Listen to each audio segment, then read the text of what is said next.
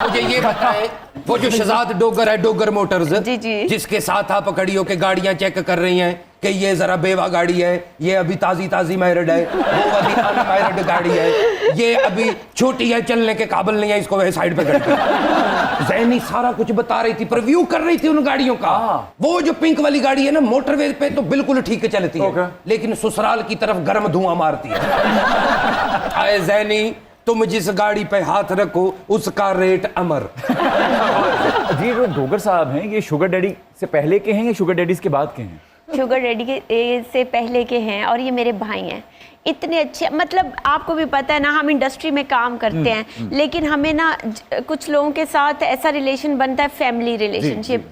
जब आपको कोई मुश्किल पड़ती है, आप फौरन से उस बंदे को याद करते हो, है ना। उन्होंने मुझे अपनी छोटी बहन बनाया, और वो मेरे बड़े भाई बने, और वो मुझे गाइड करते रहते हैं कि तुम्हें इस कंट्रोवर्सी में नहीं पड़ना, तुम अभी अच्छा काम करो, इस तरह से। असल में तुम्हें पता नहीं अंदर की बात का क्या? वो जो प्यारी लड़कियां होती हैं, उनकी जो बहनें होती हैं वो और भी प्यारी होती हैं। तो सारी तो बहनें नहीं ना होती हैं, बस चुप रहे।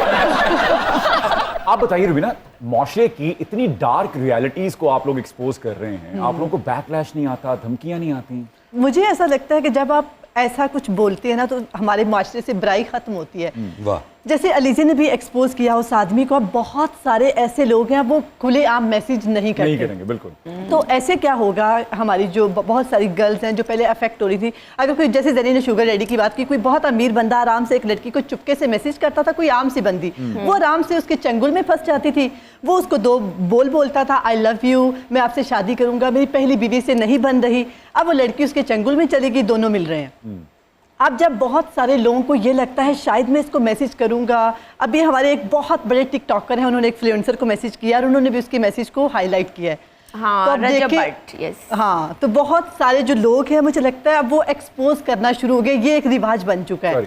आप जो बता रही हैं, रजब भट्ट ने किसी को मैसेज किया? यस, किया था। हाय मैम का बिग फैन मैम, ठीक है, मैसेज किया था। आई डोंट नो उनके इंटेंशंस क्या थे। वो एक लड़की थी इन्फ्लुएंसर, ठीक है, उनको मैसेज किया था, तो उस लड़की ने वो मैसेज लगा दिया कि ये मुझे इस तरह से मैसेज करता है, हार्ट इमोजी भेजता है, दिस एंड दैट, मुझे नहीं पता, बट वो एक्सपोज कर दिया। अब हो सकता है रजब कल को किसी को मैसेज करे तो 1000 बार सोचे। ज़ैनी, हम ये समझते हैं कि आप मर्दों को लेकर काफी कॉन्शियस हैं। हाँ, हमें ये होता है ना कि वाकई कुछ लोग हैं दुनिया में, कुछ मर्द हैं जिन्हें मैं मर्दों के कैलिबर पे समझती हूँ। उनमें मेरे भाई आते हैं 3, हमने उनको देखा है, हमने उनको एडमायर किया है। हमें उसी तरह के पार्टनर्स की जरूरत है, जिन्होंने कभी गर्ल्स की फीलिंग के साथ प्ले नहीं किया। वो तो ठीक है, हर औरत का यही मसला है, उसको अपने भाई बिल्कुल मर्द लगते हैं, खामद चुड्डू सा ही लगता है, ये होता है, ठीक है। तो कैसे आप डिफरेंशिएट करेंगे अपने लिए? अगर आपको किसी ने अप्रोच करना है तो वो कैसे अप्रोच करे आपको? आपको तो सब लोग बुरे लग रहे होंगे इस वक्त। हाँ, मुझे बुरे लगते हैं सब लोग, मतलब मुझे नहीं पसंद कोई बेवफाई करे, कोई डिसलॉयलिटी शो करे, और शादीशुदा आदमी तो मुझे बिल्कुल पसंद नहीं आते हैं। क्या गारंटी है कि शादी में अब एक बंदा, मैं बताती हूँ, मेरी बात सुने। अब देखे ना, लड़कियां कितनी स्टूपिड होती हैं। एक बंदा, मैं इससे एग्री नहीं कर रहा, लेकिन आप मुझसे हाँ ना कहलवा लीजिएगा।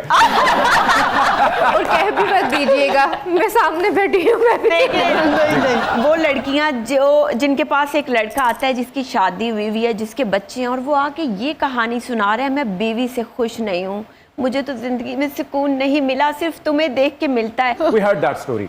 रोल रिवर्स करके देखते हैं। यहाँ पर मैं बताऊंगी कि जो बहुत सारी ऐसी खवातीन हैं जो बाकी लोगों में अट्रैक्ट हो जाती हैं। आपने बताया अगर उसके बच्चे हैं और वो किसी मर्द की तरफ अट्रैक्ट हो रही है, उसका हस्बैंड उसे अटेंशन नहीं देता। अच्छा, वो रात को उसमें भी मर्द ही कसूरवार है। That's funny. That's kind of funny now. हमें अल्लाह ताला ने मर्द को पता नहीं क्यों ऐसा बना दिया है कि उसके वो एट अ टाइम बहुत सारी लड़कियों से प्यार करता है, लेकिन उसे अपनी बीवी से प्यार नहीं होता। जब आप अपने पार्टनर से खुश नहीं हो तो भाई सेपरेशन लो ना, अलग करें और फिर आपको जाना चाहिए। एक्स्ट्रा मैरिटल अफेयर बनाना गलत है। और अगर औरत बनाती है ना, यकीन करें, वो मर्द से 1000 गुना बुरा कहूंगी मैं उसको। खलीलुर रहमान कमर साहब अपने जो हैं, वो कहते हैं कि जब मर्द खराब होता है ना तो सिर्फ घर खराब होता है, जब औरत खराब होती है तो पूरी नस्ल खराब होती है। प्रॉब्लम का सोल्यूशन ये है, एग्जैक्टली जो ज़ैनी ने कहा वो ठीक है, मैं भी मानती हूँ। मुझे लगता है कि एक औरत बहुत, अल्लाह ताला ने इसको इज्जत दी हुई है, रिस्पेक्ट दी हुई है, और इसके बच्चे हो जाते हैं। इसका जो असल मकसद है औरत का, वो घर संभालना है। अगर उसका हस्बैंड कहीं चीटिंग भी कर रहा है तो मुझे लगता है औरत को नजरअंदाज कर देना चाहिए, अपने बच्चों पे फोकस करना चाहिए और चीटिंग नहीं करनी चाहिए। आपका पार्टनर गंदा हो गया तो आप खुद को गंदा नहीं करें। एग्जैक्टली, उसके लेवल पे गिरे मत। गिरे मत आप। बिल्कुल। खलील उर रहमान कमर साहब का जो पॉइंट ऑफ व्यू है इस हवाले से, उससे एग्री करती हैं आप या डिसएग्री? मैं करती हूँ। अगर आप खलील रहमान कमर की फिलॉसफी से इत्तेफाक करती हैं तो 4 निकाह और 400 हनी ट्रैप जायज हो जाते हैं। एक बात से इत्तेफाक करने का ये मतलब तो नहीं हर बात से इत्तेफाक किया।